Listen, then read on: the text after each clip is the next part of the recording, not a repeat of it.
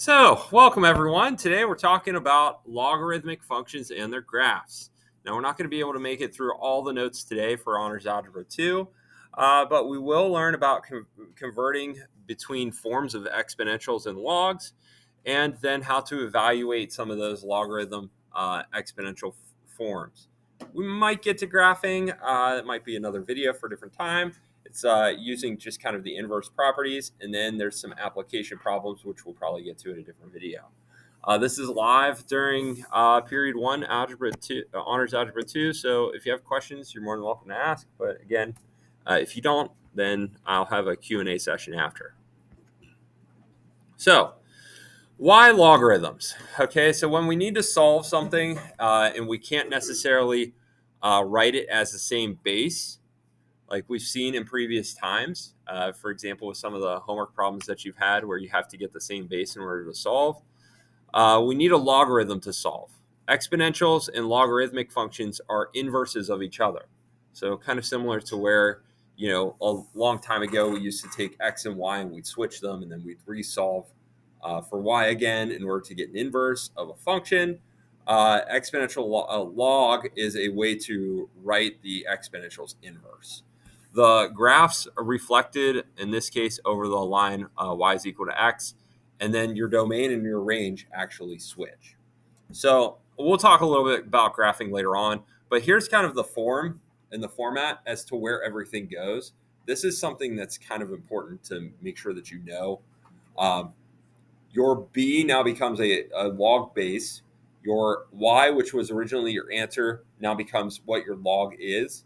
And then your exponent is now your actual answer. So it kind of makes a little bit of a loop as far as placement. And I'll kind of show you a little bit too on a couple of tricks on how to go from one to the other to make sure that you do it correctly. So right now we're just going to mainly focus on practicing that skill. And I'm going to take you through a couple, and I'm going to talk a little bit about what common log means. And I think there's a natural log one on here as well. So writing 6 to the 4th is equal to 1,296 in logarithmic form. Just have to make sure that you remember, like, this is your b, this is your x, this is your y. And we want it in the form of log base to the y is equal to x. So we'll first off start with our log. Our base of 6 to the 1,296 is equal to 4. That's it. That's just how to rewrite it. Again, a lot of times we do this rewriting because it's easier to plug maybe a log into our calculator, or it's easier to see an exponential and be able to solve. Example 2, we're going the opposite way. So we have our b, our y, and our x, and we want to place it in b to the x equals y form, which is our exponential. So 8 to the 3rd is equal to 512. It's a little more difficult to check yourself with log, but whenever you're switching into an exponential, it's a little bit easier. 8 to the 3rd, is that really 512? Yes, then we've done it correctly. So now we've got two special cases that you'll see. First one is called common log. It's literally just whenever you see something that just says log of x. Let me separate this because it does kind of look like another example. Whenever you see something that just says log of x, assume automatically that the base is 10. And then whenever you see an ln, that's what we call natural log. The base will actually be the e. So if you remember from the previous lesson when we did compounding continuously and we used e in our a pert, a is equal to p to e rt formula, that e is just part of our natural log and its base. Common log is more something that you would probably see quite a bit whenever you don't write it. And actually, common log is what they use in your calculator. So if you go into your calculator and you try and do example 1, log base 6 of 1,296, you can't actually plug it into some of the older calculators like that. It'll automatically revert to a base of 10, which is why we can change it into an exponential. There is a way around that too, but we might get to that a little bit later. All right, so how to evaluate? Find the values of the variables in each equation.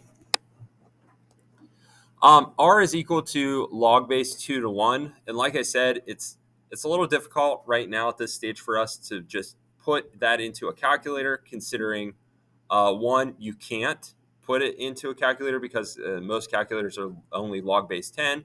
And two, you might not even have your calculator on this type of problem. So one of the easier ways to do this is convert it into an exponential. So I'm going to make this 2 to the r is equal to 1. And then you have to think to yourself, 2 to the what power gives you 1? 0. So r is equal to 0.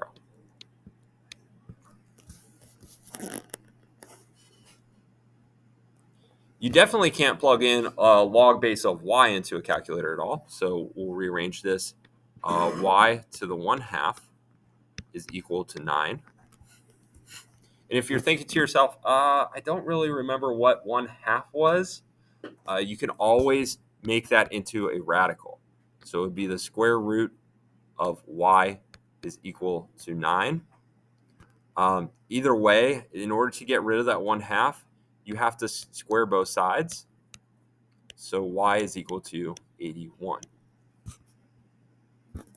You could have also squared it whenever it was in a fraction form to make the y have an exponent of 1.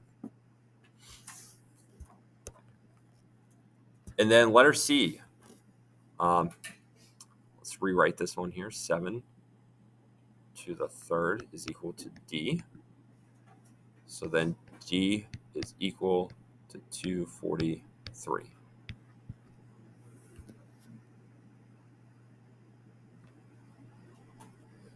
Questions at all so far on how to convert? I'm going to give you some time to practice that today. But the convergence is pretty nice. Yeah. Isn't it 343? Is it 343? Thank you for correcting me. I don't know. Every time I do that one, I always think 243 for some reason. So 343. All right. Evaluating logarithms. Log of 100. I'm going to show you how easy this is. You can do one of two things. You can either in this case, solve it if you don't have a calculator and do your best to solve. Or two, if you have a calculator, you can plug it right into it. Just as a reminder, when they don't have, when it doesn't have a base and it's log, it's automatically 10. So you could say to yourself, 10 to the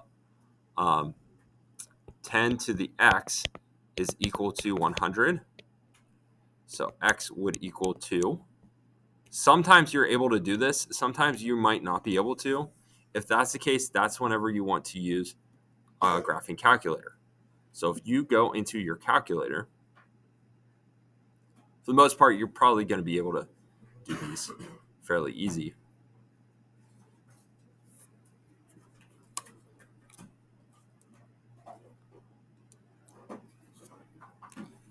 You'll see the log button over here. And I believe, what was the question that they had? The log of 100.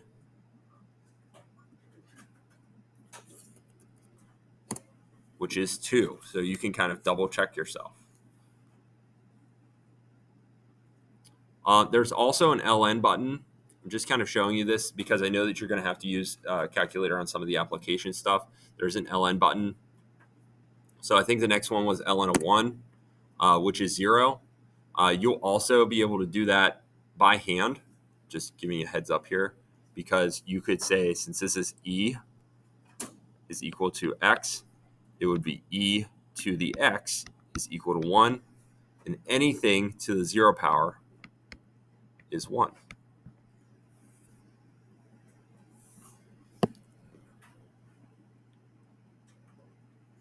Example 10, that might be a little more difficult to do by hand. That's whenever you might be able to use a calculator.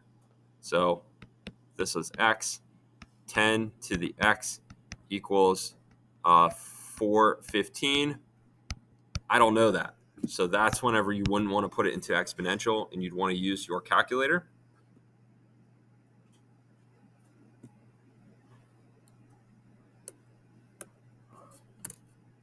And you get your decimal. You can round your decimal to the fourth decimal place.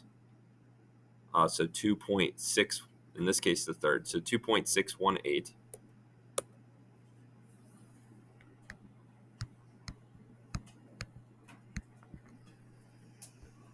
Or in this one here, if you tried to do it, e to the x is equal to -2.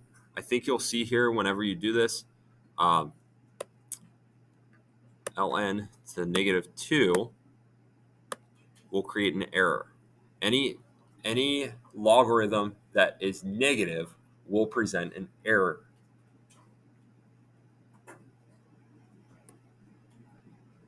Even the natural logs. So this one does not exist.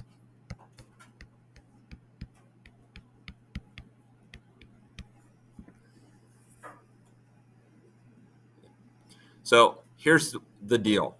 When you take and plug in a number into, say for instance, you're solving something out, you get a negative answer. Your negative answer could work. You'll have to check it though. Whenever we go into solving later, I'll get to that more. But you'll have to check your answer to make sure that you don't get a negative inside of your ln. I think we're going to save graphs for a different time. So we'll do that next video.